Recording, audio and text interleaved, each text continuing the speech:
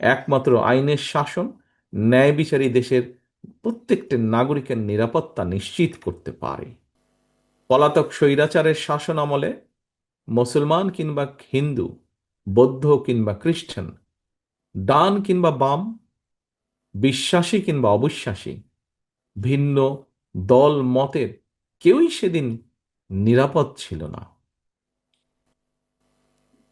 2012 সালে রামু বৌদ্ধ মন্দিরে হামলা, কিংবা 2016 সালে ব্রাহ্মণবাড়িয়ার নাসির নগরে যে হামলা হয়েছিল, সেই হামলা সহ দেশের কোথাও কোনো একটি হামলারও সেদিন বিশ্বাসযোগ্য তদন্ত হয়নি বা বিচার হয়নি। গত দেড় দশকে আমি এবং আমার নেতৃবৃন্দ, আমরা বিভিন্ন বক্তব্যে দেশের সুশীল সমাজ, সর্বদলীয় এবং সর্বধর্মীয় প্রতিনিধিদের সমন্বয়ে একটি নাগরিক তদন্ত কমিশনের মাধ্যমে বিভিন্ন ধর্মীয় সংখ্যালঘু জনগোষ্ঠীর বাসা বাড়ি কিংবা ধর্মীয় উপাসনায় যে সংগঠিত যে অপরাধ সংগঠিত হয়েছিল, প্রতিটি হামলার নেপথ্য ঘটনা উদ্ঘাটন করে সুষ্ঠু বিচারের দাবি আমরা জানিয়েছিলাম। কিন্তু সে দাবিগুলো একটিও সেভাবে বিচার কমিশন গঠন হয়নি কিংবা বিশ্বাসযোগ্য তদন্ত সেদিন করা হয়নি।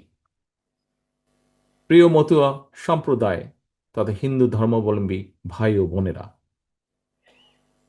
এই কারণেই আমরা বিএনপি মনে করে দেশের ন্যায় বিচার এবং আইনের শাসন ছাড়া সংখ্যালঘু কিংবা সংখ্যাগুরু আমাদের কারো কোনো পরিচয়, কোনো নাগরিকেরই নিরাপত্তার গ্যারান্টি হতে পারে না।